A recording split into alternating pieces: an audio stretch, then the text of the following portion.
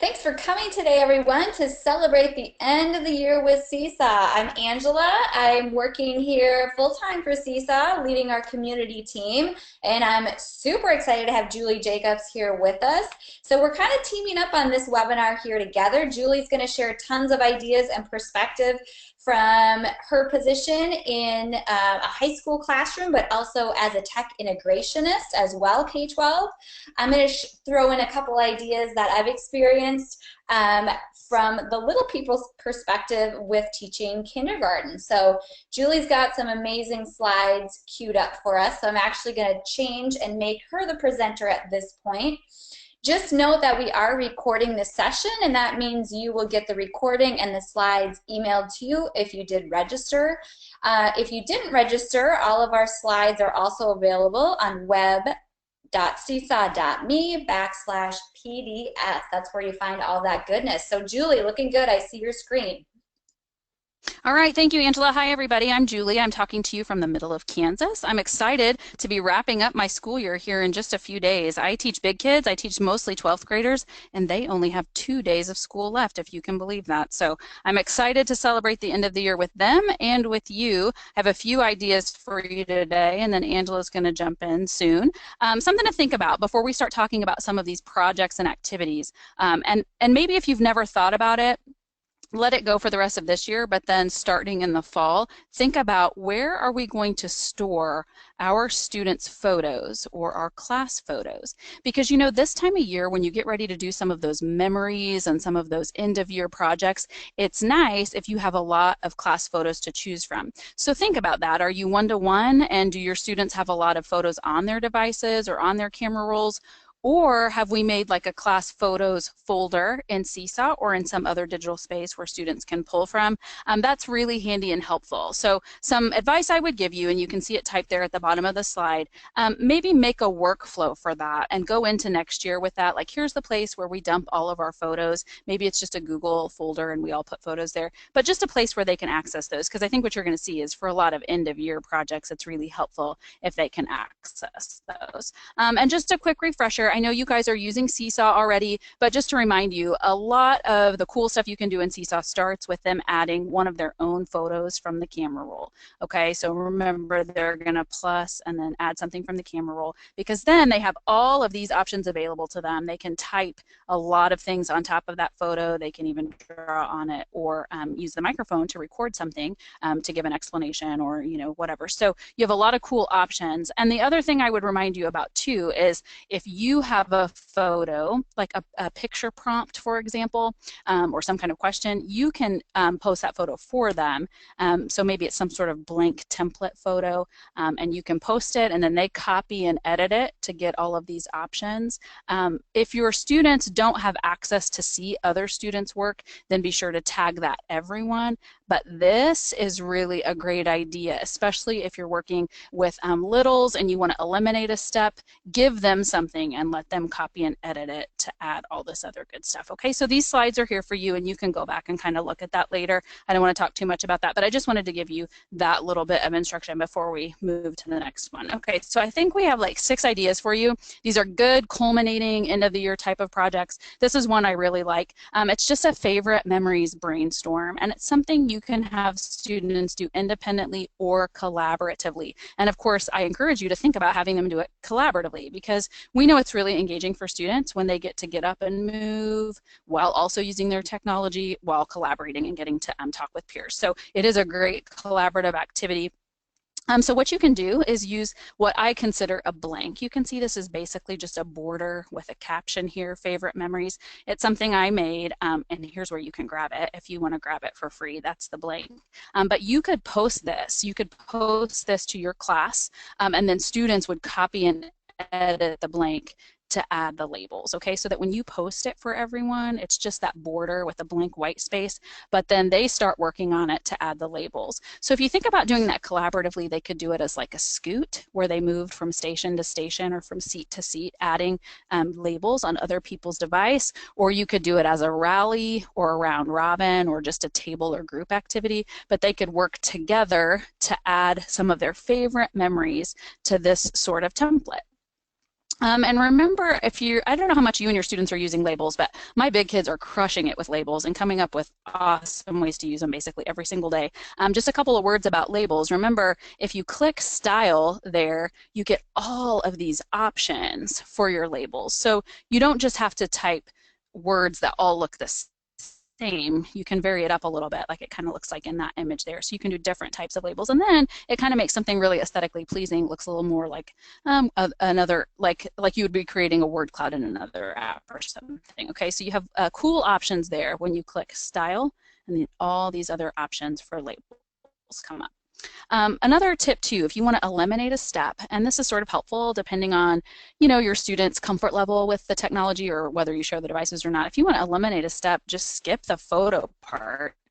Like I like this border, I like this type of image and using that, but skip that if you want and just go plus drawing. And then as long as your students are clicking the T, they can add their labels that way. Okay, so you have the option to use the blank, and I'm giving it to you there if you want it. So just grab that if you want it. But you could skip that step and just go straight to the labels. And then remember to just tell the kiddos green check mark when they're done. Okay.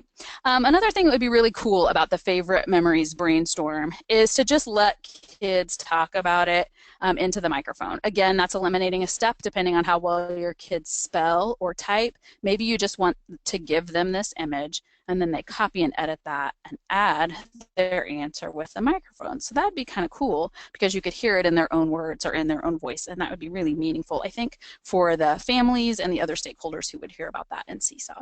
Okay, if you want this image, you can just go here to grab that. Okay, so grab that if you want it, and you could use that, and it's a great way to let littles talk about some of their favorite memories.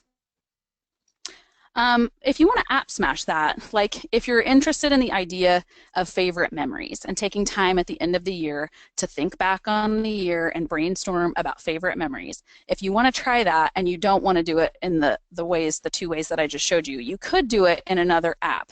And this obviously, I think, just depends on the age of your kids and their skill level in all of these other apps. Like I teach 12th graders and I could tell them to do this and they could do it with no additional instruction or help from me, but that might be more challenging depending on the grade level you're in. But here are just some of my favorites just off the top of my head. Like if my kids were going to do a favorite memories project, it would probably be in one of these apps. So remember, if you are doing it as an app smash, then your kids are going to add it either from their camera roll or with a link. Okay, so if it's like a Poplet, it might be from the camera roll. Padlet, it might be a link. PicCollage, camera roll, and then all of these might be a link. Okay, so that's maybe the way you would do it. So that just depends on the comfort of your kids and of you with those things. But I just wanted to give you some of those ideas.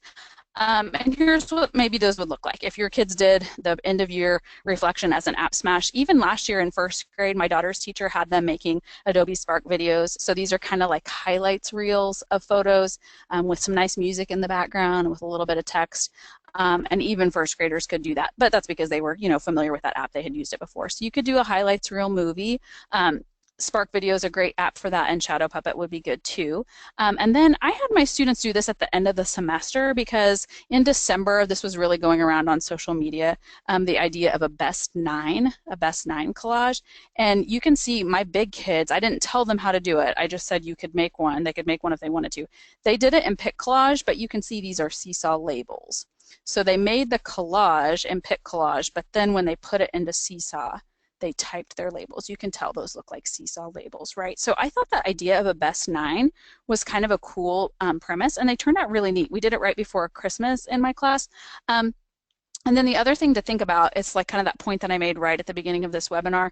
Projects like this are much easier if you are encouraging kids to have some photos saved on their camera roll, or if you have a place where everybody can go to access class photos. So this was easy because they had access to a lot of these photos, but maybe just think about that as far as your workflow. So far so good, Angela, or do we have any questions that I need to answer? Let's pause for a minute and see if anyone has questions about anything that you've talked about up until this point. So if you do have questions, you can type them into the question box. Nothing has really come in yet, but we can Okay. pause for just a second here. Again, I love the idea of this Adobe Spark video as well, because as you mentioned that if you're web-based, that's a great tool to use, and they do have I think they did have the app as well. Am I right on that? Mhm. Yeah, like we use it as the iOS app Yep. sometimes, but you make a good point though that that's a device neutral tool. So I recommend it a lot to teachers because it doesn't really matter what your device setup is, and you can probably use that. Exactly. No questions yet, so keep on rolling. Okay, will do. Okay, so this is the second idea. It has to do, and you've probably seen this in other teachers' ideas. It has to do with having a selfie or a picture of yourself, or it would be of a student. A student has a picture of themselves, and then friends, peers add words to that, kind, describing words that describe that student. If you're online and you know the blogger Erin Integration, it's Erin Flanagan at her blog called Erin Integration. She has a lot of ideas about how to use selfie scoots, kind of like this, on iPad. So go check those posts out if you're interested, and I have the link in the slides when you look at those later. But a way you can hack that and kind of just do it in Seesaw is just to, and I've done this in several grade levels in this last week, you just have a student take a photo of their partner, okay, you know, because they can't really take a picture of themselves, but the student is in profile, you can see, kind of like a silhouette. And then after the partner has taken their picture, they go back and use the pen in Seesaw to color it in with the black marker. And we talk about using the really thin pen width to go around the outline, but then make your marker fatter to color in the rest of it. Um, and then it kind of makes like an artist silhouette, kind of looks like a silhouette. What's been fun in some grade levels is just introducing this word, silhouette. And that is helping kids increase their background knowledge, their prior knowledge. And most kids that I have talked to in like first, second grade did not know this word silhouette. So it was kind of fun to introduce that. And really, it could be any picture or selfie. It doesn't have to be a silhouette, but it is a great way to introduce a new concept or a new word to kids. So the kids are doing the photograph first and then the coloring in of the silhouette. And then the next part is clicking the T to add the labels. Okay, so you could also do this as a scoot or something collaborative, like we talked about before, like a rally or a table or group activity, and they're just adding adjectives to describe that person. Okay, and then again, you want to use all those really cool different labels, like we talked about, so you're getting the different colors and the different fonts here when you click that style button in the label. So you could do this with any sort of picture, but I kind of think it's cool with the silhouette, and then they can add those words. So that's been a really fun activity. Like I said, I've done it in a couple of different grade levels. Um, if you just like in general the idea of kids saying nice words about each other, you don't necessarily have to do it this way. This is a really low tech way. I did it several years ago.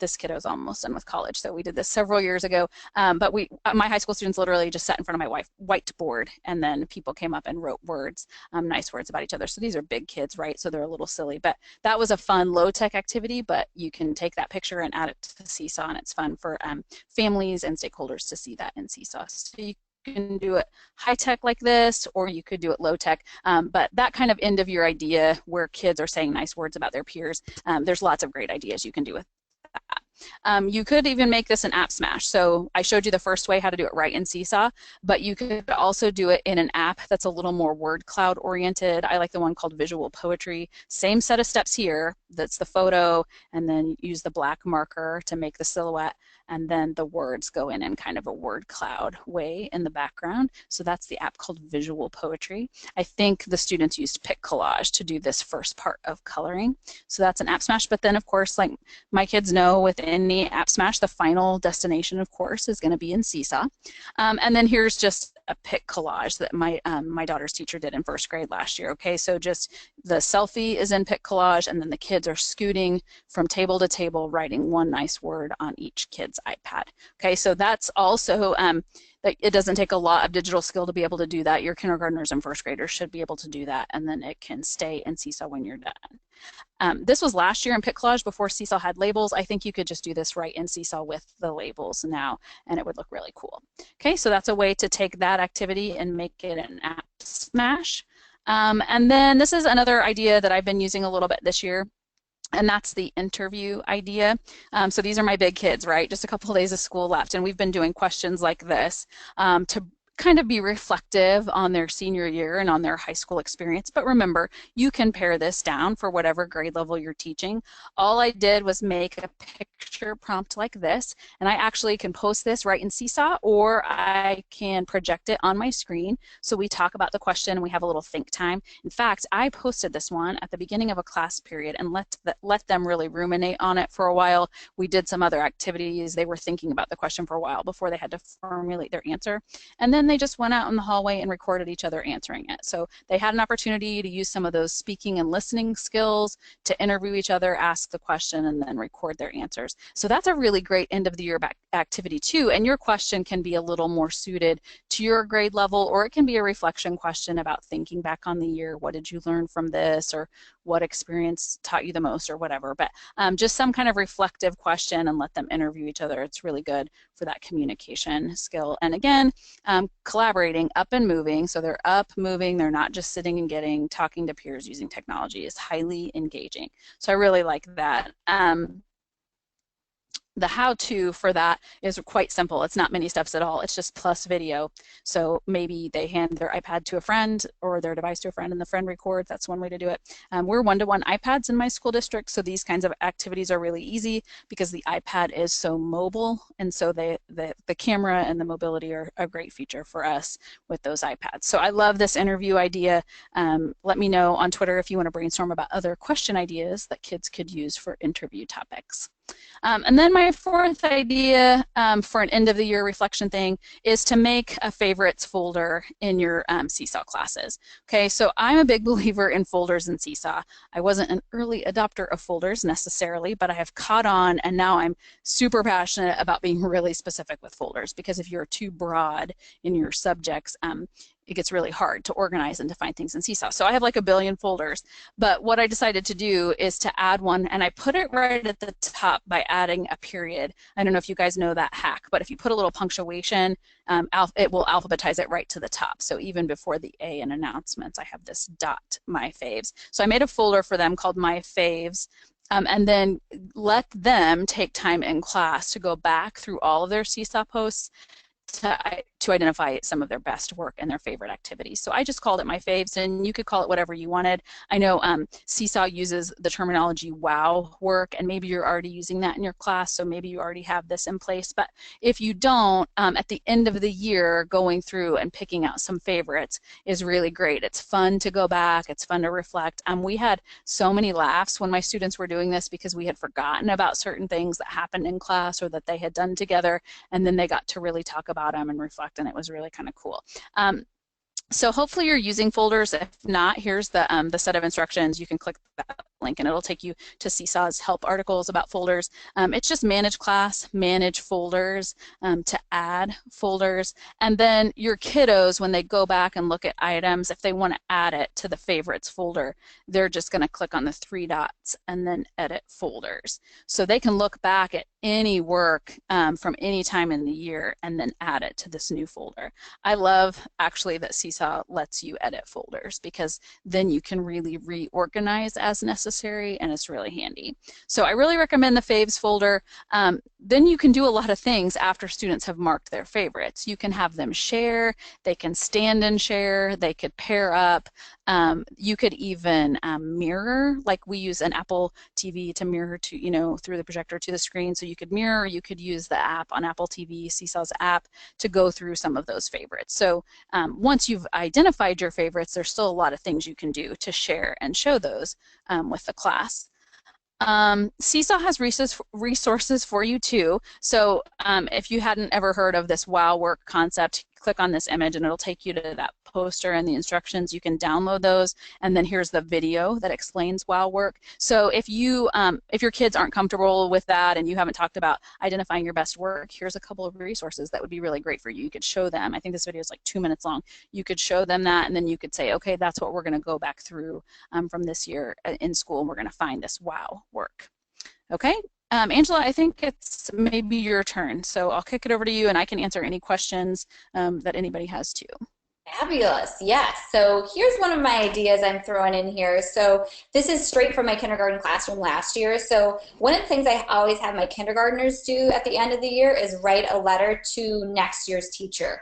So they don't really know who their teacher is going to be when they're leaving my kindergarten classroom, but they are quite excited to write a letter to their potential teacher. So we have portfolios that move with the students, um, like physical portfolios that we would keep. So this was always something to have in there to have a recent writing sample, but the students were really motivated, obviously, to do this writing to kind of introduce themselves to their teacher. So they would just do this at Writer's Workshop, and then we add it to Seesaw. So they take a photo of their work.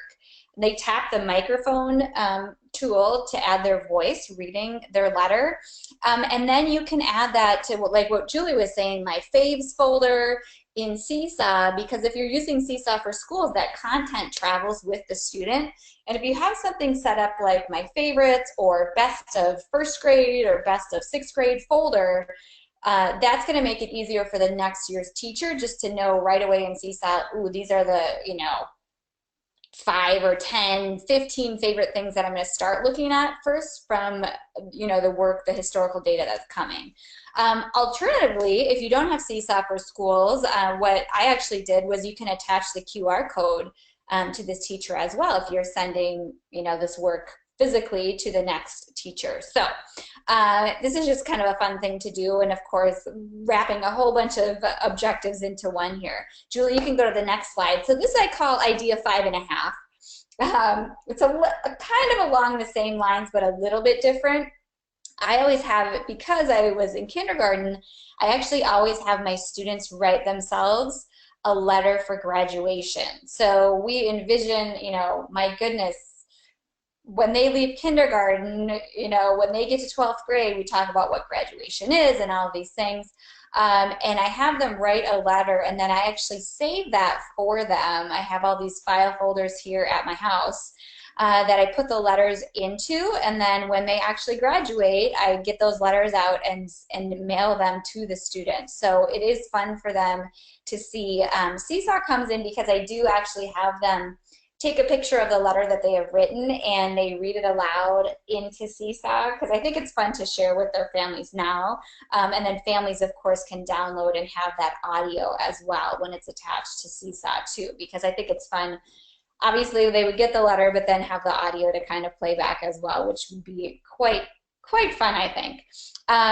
If you want to go to the next idea, Julie. So when I was looking through my Seesaw class from last year, I found this idea that we did that I kind of forgot about, but the students really, really loved it.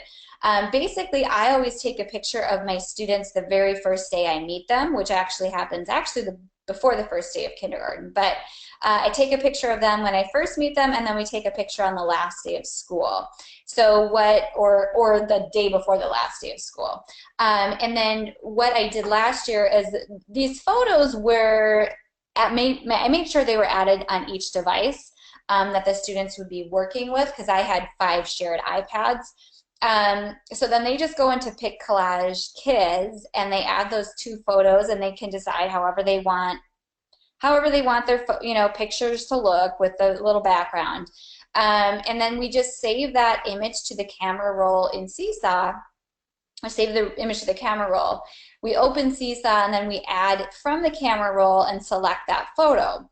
So once they get the photo into Seesaw, then they actually go into the drawing tools, and they draw and record with their voice, kind of explaining how they've grown throughout the year. Maybe things they didn't know how to do at the beginning of the year and things they know how to do now. So if you're thinking, oh my goodness, Angela, that's a lot going on. So of course we modeled all of these steps with kids, and then I kind of worked and supervised some small groups as they were going through it. So I maybe had, of course, like I said, I only had 5 iPads. So we had 5 kids at a time that would kind of take on this project, and it went pretty quickly.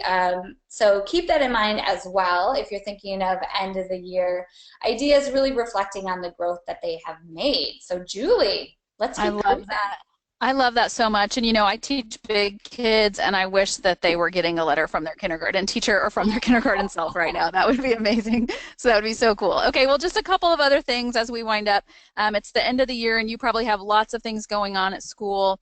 Angela and I were just talking about all the things our own kids have to do: concerts, award ceremonies, promotions, slideshows, field days, all these other special events. Make sure if you're a Seesaw teacher that you're posting some of those links or slides or photos to Seesaw, because it's so great for the families and parents who can't be at all those activities. As a working mom myself, as a teacher, I was not at this event right here, and my kids are in this event here.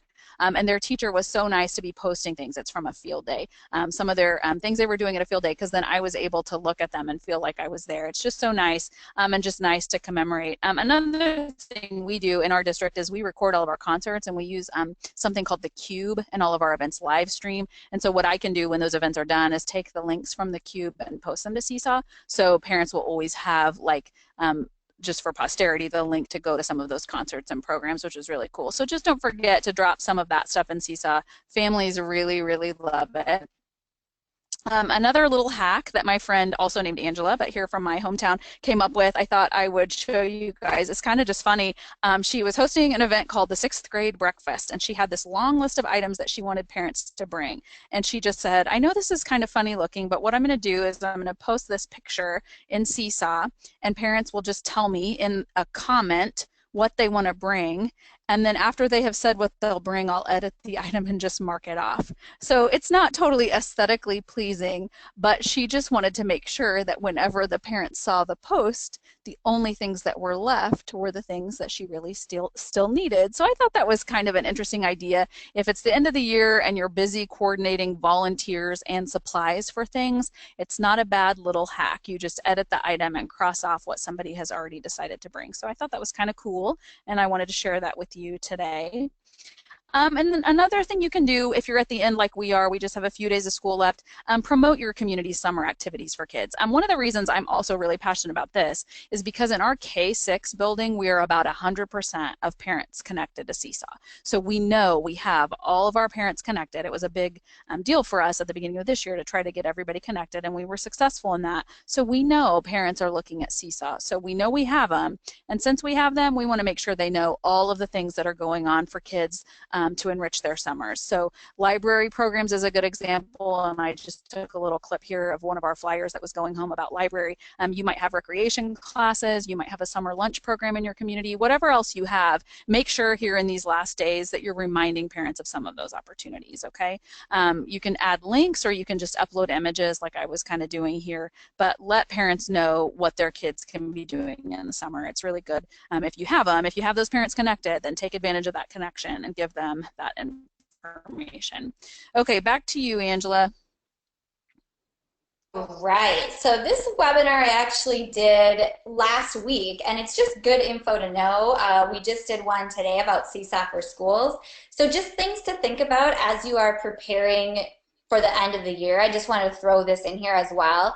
Definitely watch this webinar. It's only a 10-minute sprint where we talk about preparing your free Seesaw account for the end of the year.